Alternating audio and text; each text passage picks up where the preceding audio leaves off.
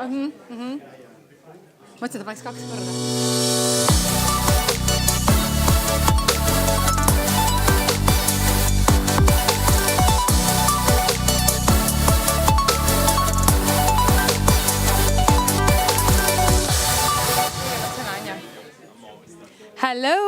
Hello. Hi, I'm not. Okay, hello, we are back. I hope you had a great lunch, and I'm sure that you will not be sleepy because we are going ahead with the same speed. Please take the seats. Hello. Lasse, can you ask people to join us? It's always very difficult to start the second half of the workshop after the very, very good lunch that has been served. But I'm going to now ask my good colleague Heidi Mering, who is a founder of Digital Logistics Center of Excellence. And he has also many, many hats, but today he's a moderator of a very, very exciting panel that we are going to have, how the FT gives the benefits for economic operators. So here, floor is yours, Heidi. Hello, and thank you, Eva.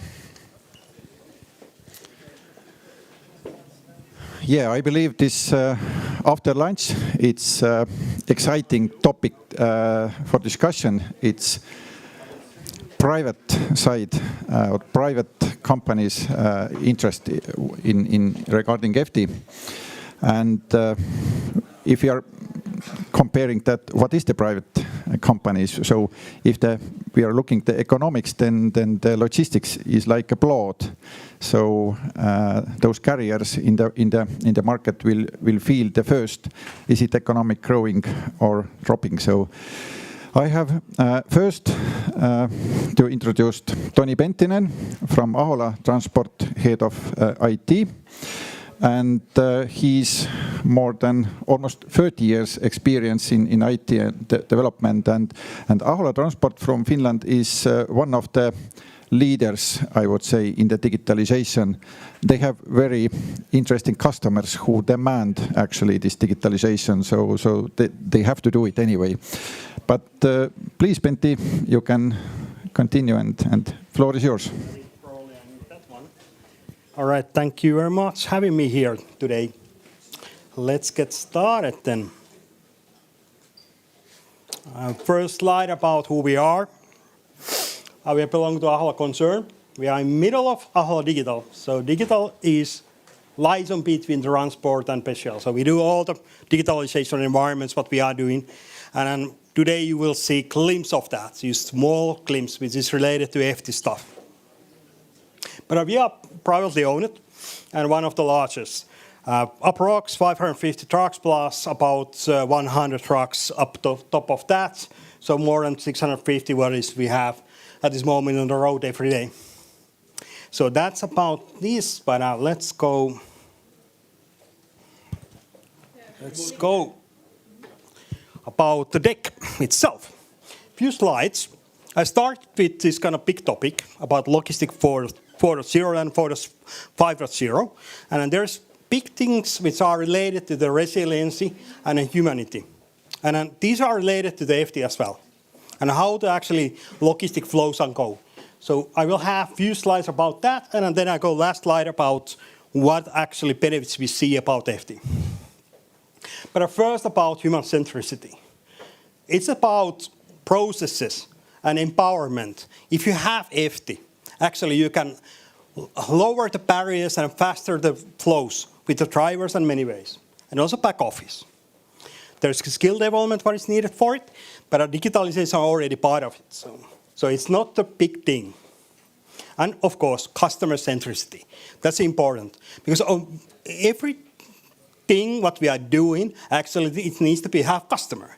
And then when we have FT documents, and then we can actually have the real-time data sharing with them.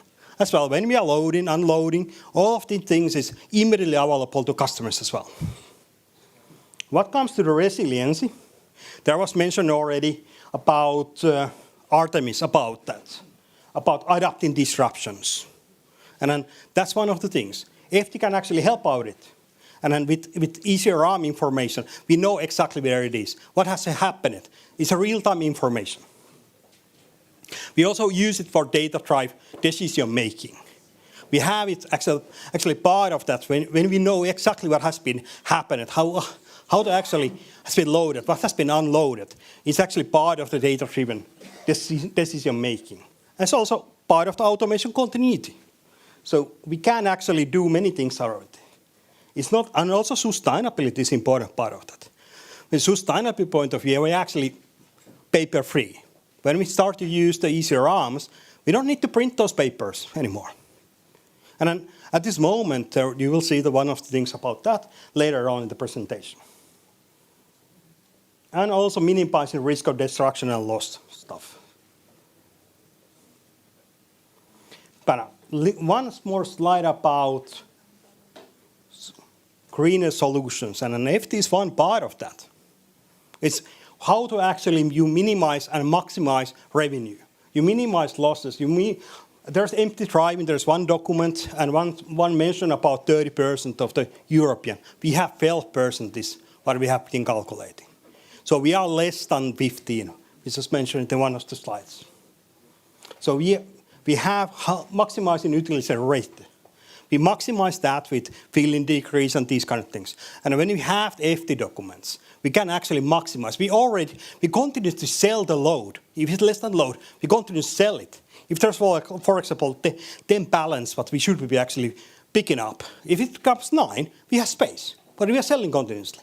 That information flow which goes to the back office, we have that real time. Of course, eco driving and these kind of things. Let's go big picture. And this, beyond of this, there is a lot of stuff and a lot of applications. This just gives a little bit about glimpse of it. So eFTI is outer ring in the enterprise integration engine side. So this is outside where we have customs, we have direct connection to customs, we have connection to many wells, and also vehicle IoTs. We actually have all the vehicles have computer, task management system, everything is digitalized, except the paper at this moment, what they need to carry. But as soon as we have the eFTI, so they don't need to carry any more papers. Booking services, back-end transport management systems, customer portals, everything gets updated. There's real-time stuff. It's not about somebody's entering their manual. It's a real-time stuff through the APIs. Applications are talking to each other. So that's where we actually use the eFTI as well in future. It's a data sharing. It's a real-time data sharing.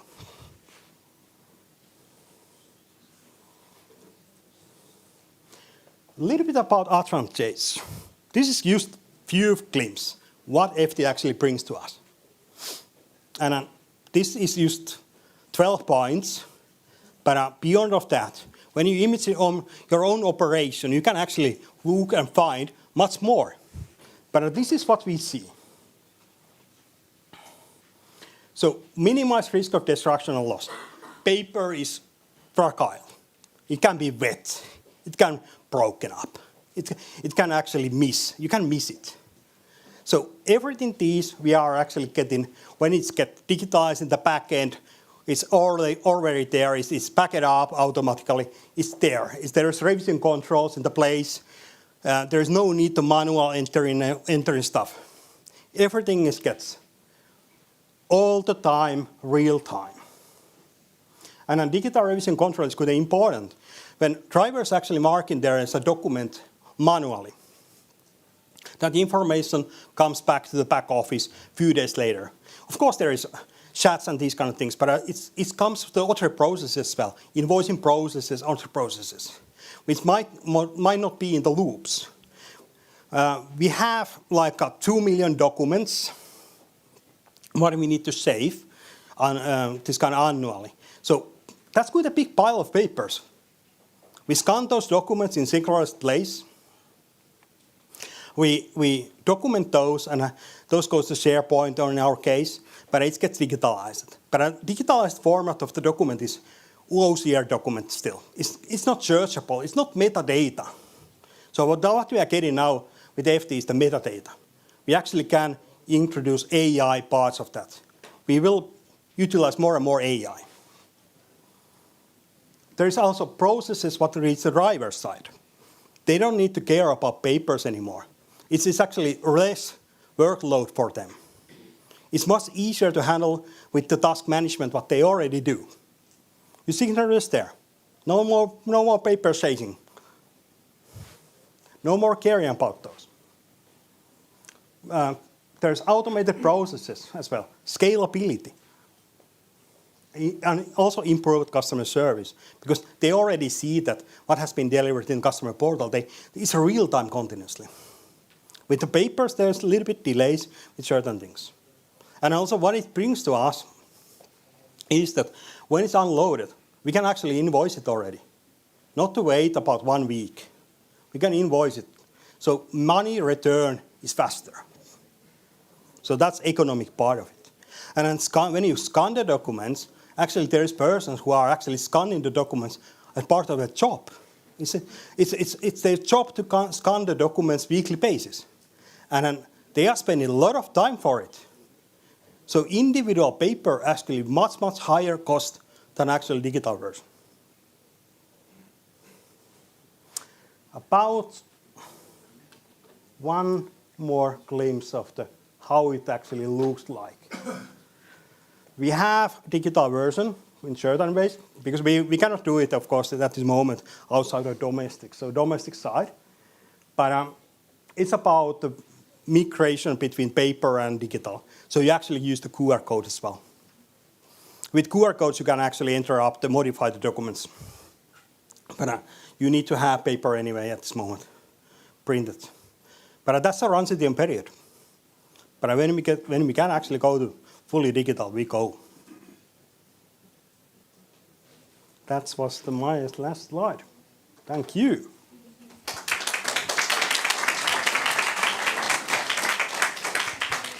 Thank you, Dan. I love that you are talking about eFTI, not CMR. What is the difference? Because eFTI is electronic data set, but CMR is still the document. We will have questions later, and next panelist is Mark Billier from ERU. He has more than 30 years experience in the transport sector and of course in the road side. So floor is yours, and then please. Thank you very much. Ladies and gentlemen, good afternoon. It's a bit of a challenge to try and keep everybody motivated just after a beautiful lunch, okay? Because digestion is definitely playing a role. So I will tell you a little bit what we think about eFTI on the operator side, the road transport operator side. But just one word about IRU to start off with. We are the global road transport organization. We represent the employers in road transport. And worldwide, we represent 3.5 million companies. In the European Union, we represent about 1 million companies. Next slide, please. Before I actually dig in to advantages and potential risks, there are some points that I would like to throw into the room for you to consider. Now, first of all, at IRU, we think very positively about eFTI, and it is a key milestone in the possibility to prove compliance electronically with EU legislation, freight-related. We have to bear in mind that 85% of the road goods transport companies in the EU are small and medium-sized enterprises. We also must consider that subcontracting is a very frequently used exercise. And therefore, ladies and gentlemen, we may have to work with trend setting. And we may have to look towards the bigger players in freight transport, in logistics, to actually show the way. And we're not only talking here about the operators, but we're also looking towards the consignors, the consignees, and also the organizers. Because we cannot underestimate the role of the organizers in transport and logistics. We also must consider that eFTI ought to become a facilitator, because some of the penalties, and it was already said earlier this morning, some of the penalties of not being able to show certain things are extremely expensive in the European Union. And we're not talking about a few tens of euros, not a few hundreds of euros, but more like several thousands of euros, okay? Now, we also ought to consider that, yeah, eFTI, good, very good, but some member states are still not in a position to enable ECMR. And ECMR is a bit on the road towards eFTI. Let's be honest about it, okay? And then, last but not least, something to consider is we have clear dates. But the key question is, will the member states in the end stick to the dates? Next slide, please. So, yes, ladies and gentlemen, it can simplify the life of a road transport operator. If indeed the eFTI and what is behind it matches and can even become better than what currently today exists in the paper world. And that is not straightforward. And I already just before lunch mentioned some of the aspects of CMR and the liability behind it. I'm not going to go back into that, okay? But it's an important factor. It should also, okay, think about the small ones. So we need a simple system. We need easy accessible, and we need a single window. So it's a question of when you actually complete an ECMR, that you do not need to push 20 other buttons in order to make sure that it lands on an eFTI platform. You see what I mean? Because the data of the ECMR will actually land on the eFTI platform to actually prove compliance. So then we need to make sure that it links up easily with existing systems. B2B, the ECMR providers, for example. How easy can they become eFTI providers? And then also with the B2G systems. And we heard some of the systems already existing in enforcement, the IMI, TACONET, and so on and so on. We need an easy link. Extremely important, protection of staff and company data. We cannot have an eFTI as being happy hour to free access for data. That will be very difficult to digest for companies. And as already said, time saving important, costs are reduced, and we would also like to use it for more than we can actually use it today. Next slide, please. Yeah, it can simplify, but it can also complicate. And it's easy. It can complicate if what I said on the previous slide is not met. Of course, where there's also a danger, and we already had long discussions about it, is the matching of eFTI with the basic legal acts, such as access to the road haulage market, ADR, waste transports, and so on and so on. There's also a risk of unequal implementation by the member states. And that is, so the chain is in fact as strong as its weakest link. Okay, so we have to make sure that the weak link is very strong. Then, and it was already mentioned this morning, system accessibility. We have company checks and we have roadside checks. Now, roadside checks is time. Now, if we lose time because the system's down, or there is no network or no Wi-Fi, then we have a problem. And then, of course, it was also mentioned, if we need a pack of paper as a backup in the truck because the system might not work, then, yeah, why are we going electronic? Why are we going digital? Okay? So, next slide, please. Possibilities of using eFTI. Today, the scope is quite limited, but that doesn't mean anything. It's a door opener. So we need to put the foot in the door, we need to crack open the door, and we need to go beyond. Okay? Now, road transport enforcement is also very complex. Okay? It covers many different aspects, and also each and every aspect has its digital framework. We have to make sure that everything is interconnected, because if an enforcement authority needs to check 5 or 6 different databases, it's not going to work. Okay?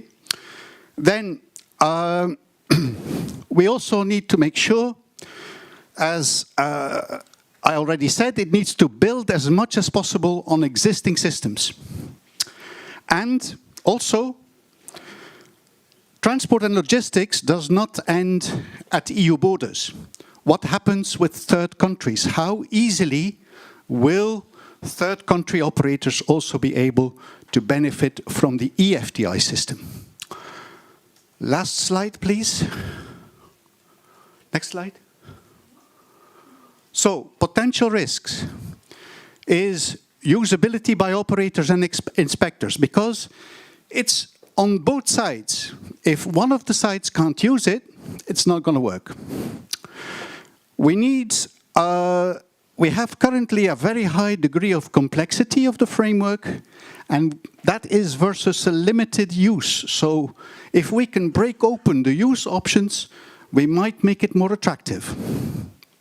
Then we have, of course, the deployment costs for the operators and the member states, but that is not something that should keep us away from implementing eFTI. It has to be addressed. Simple as that. Accessibility, from the inspector side as well as from the economic operators. It needs to be easily done. And then interoperability, ladies and gentlemen. All the systems need to be able to talk with one another, and then it will work. Ladies and gentlemen, thank you very much. I think that was my very last slide. The floor is yours.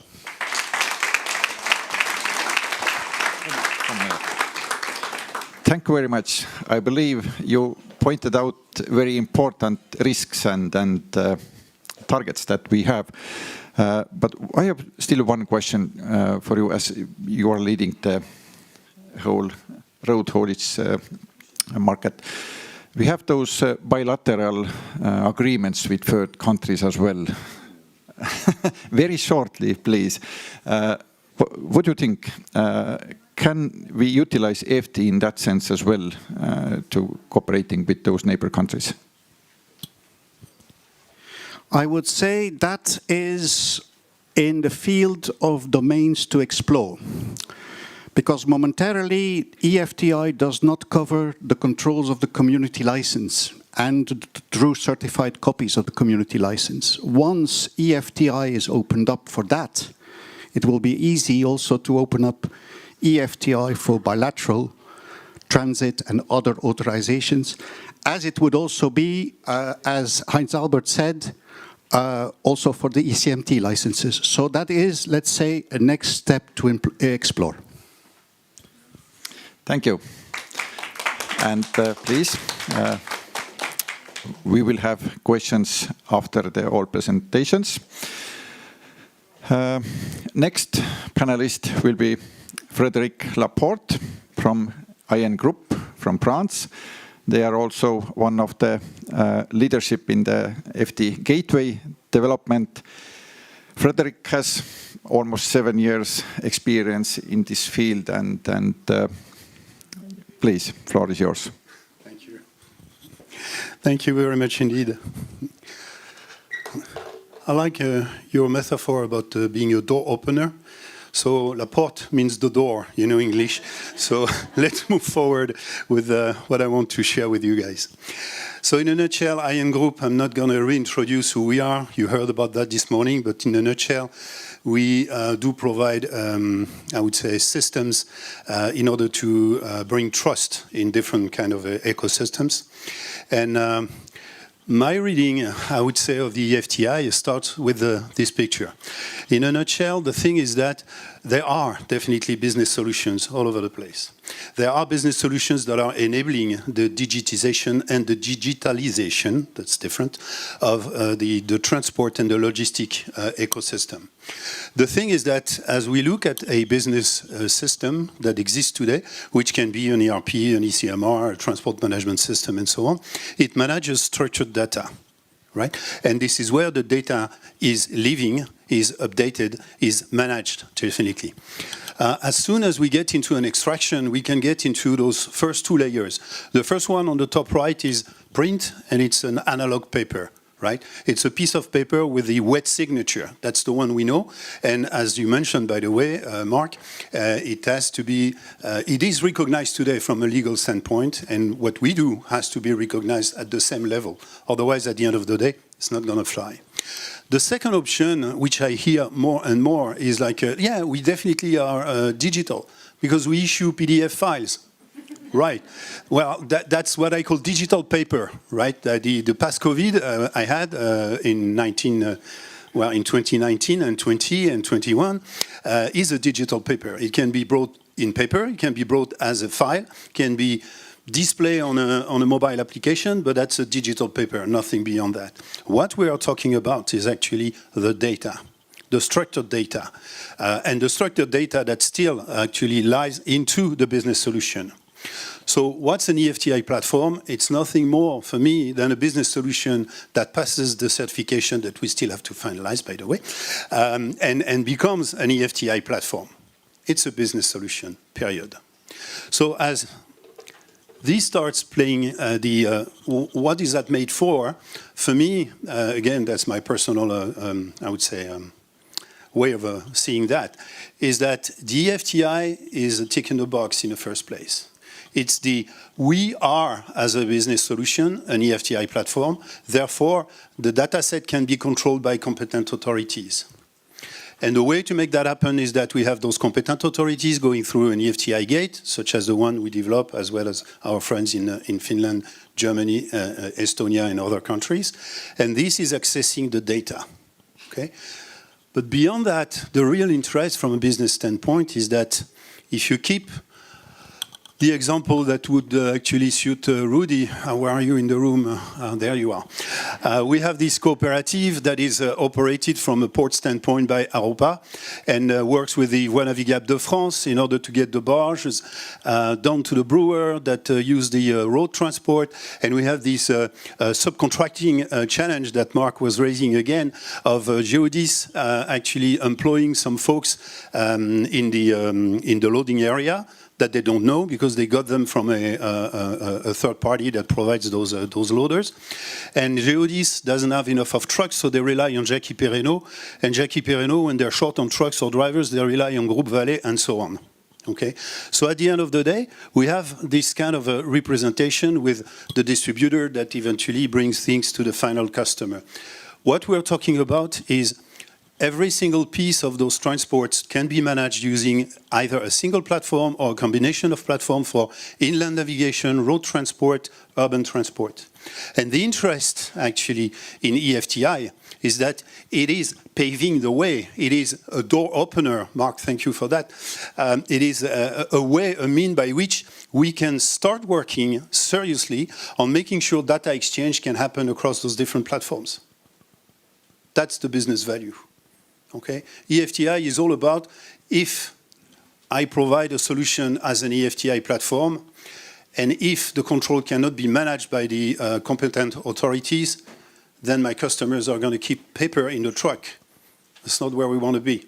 So tick in the box, this is deploying, this is happening, but the first real value is this one, making sure the data can go, you know, between the different platforms, the exchange can take place.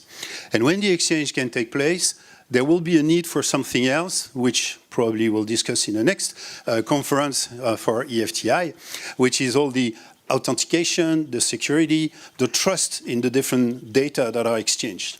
Here, I see a second layer, and that will be the end of my presentation. The second layer is beyond those existing business platforms that actually requires data exchange. The next one is those three fields. The first one on the bottom left is trade finance. Trade finance is actually consuming transport and logistics. They finance the export of goods, right? And I recently hear from some of them, they had a dream, you know, like this black guy in the US. I had a dream, it's like eFTI is going to give me access to the data I need so that I know the consignee received the cargo and now I can pay for the export. No, sir, that's not what eFTI is made for. That's not the role of eFTI. It's the role of the business solutions to make that happen and to give you access to the data you need so that you can actually rely on that data. Whether it's about something's wrong, I heard that this morning, and I need to know where actually the dead on arrival took place, or it's actually at destination with the consignee, and now we need to move the payment. Just from the International Chamber of Commerce, there's some documents. If you need the URL, email me, frederic.laporte@ingroup.com. I'll give you the access to that document, which is from, again, the International Chamber of Commerce. A trans-border transaction is an average of 16 documents, 240 copies, okay? And the average payment is 5 weeks. So if we have those platforms that can actually exchange data, then we can bring that down to 5 days or 5 minutes, right? So that's where we're interested. The second one in the middle is actually decarbonation. Scope 3 reporting does require data, and those data are embedded in trucks, in different systems, in business solutions, and so on. Today, it's a pity, it's a nightmare to collect those data, right? So it's a lot of, wind verification, if you see what I mean.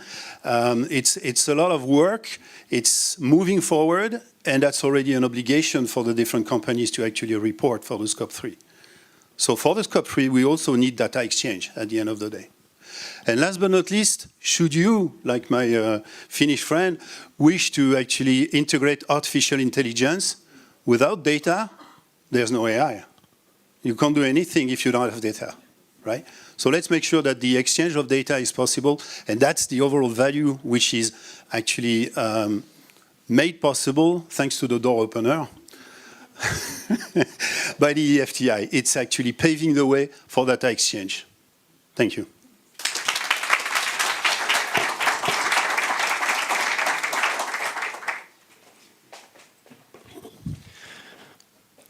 Thank you, Frederic. And maybe there is still possibility to use AI when you are putting the robot carrying the papers from one place to another, but this is not the purpose of this.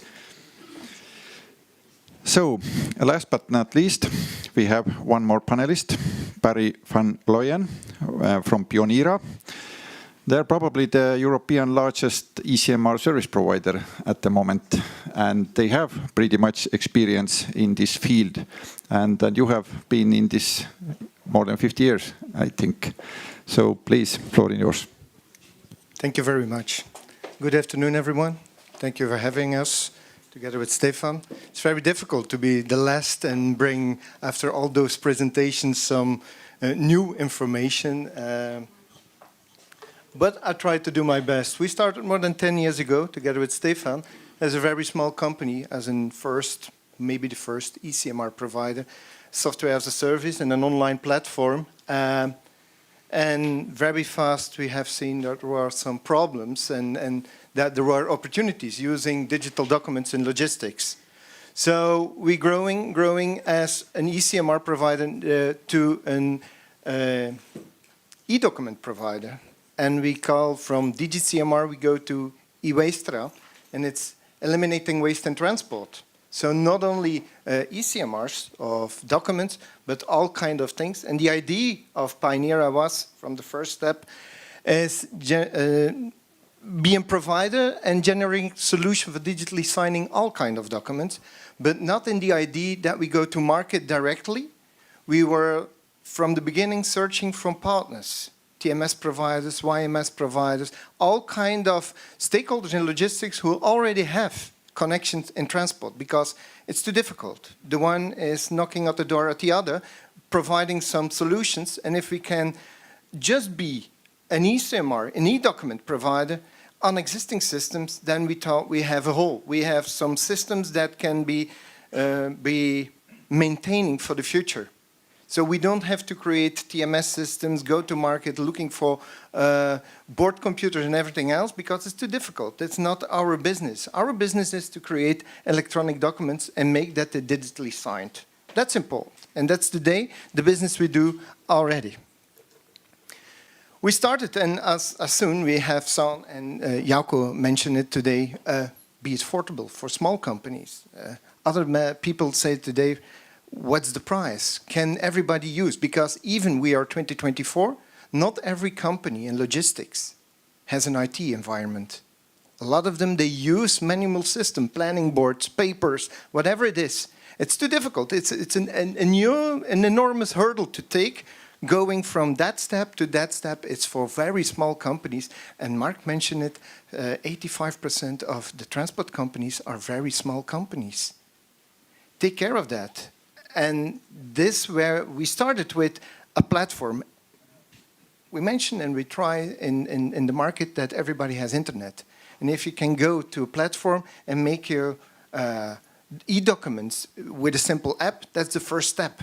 But even the app becomes a little bit a difficulty, because we are having competitors in the market. And if that's going to be a problem as well, because the first has Pioneera, the other has Transfollow, the other has Cargo Ledger, then the driver needs to have the different apps. Another hurdle again. So that was a problem that we have to take into account. Templates for continually the same transport, and most of all, integrated solutions. And integrated solutions is by using an API call on existing systems. The one I say, the integration with the partners who has already have contact and proven their solutions inside the transport companies. Then all kinds of electronic documents, even you can add additional documents. Together with the partners and the possibilities, new hurdles. The things we have in count for eFTI, and eFTI can be the leverage for us and all my colleagues in the market of providers of e-documents, if we can work together, that eFTI can brings open doors, I will use the door again, for all of us, and helps companies, because the only thing we hear in the market more than 10 years is, yeah, but we wait. What kind of provider we have to choose? Are you ready? eFTI, other IDs in the market, it's for a transport company and logistics providers very difficult in the market. Which will be sustainable for the future? What will be happen if?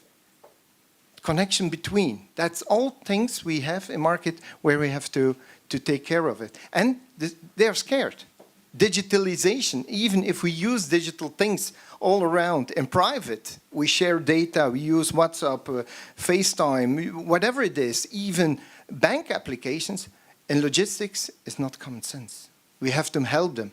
And that's a very important, I have 3 words for that, it's sensibilization.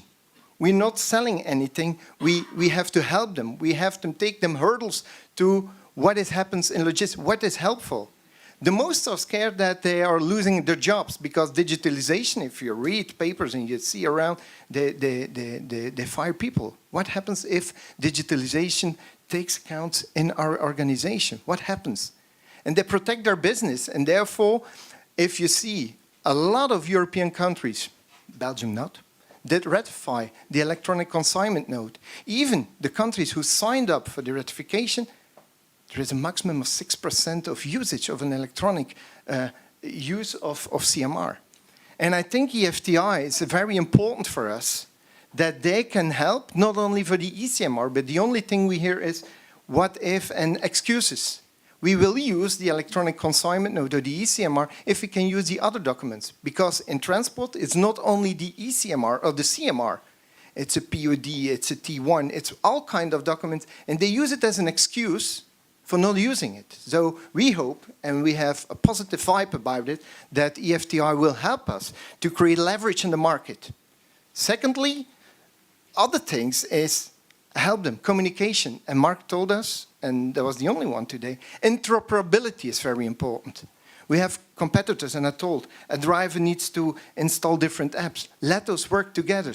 Only collaboration with partners, with stakeholders, with logistics, with competitors, and even government can help us to work for the digitalization in logistics. Because, and I'll use the word very most times, but it's a very old-fashioned company sometimes, and we have to help them step by step. Yeah. So it enables the interoperability, changing. Those are the things we have to do in the future, and we have a positive vibe about eFTI. Thank you very much.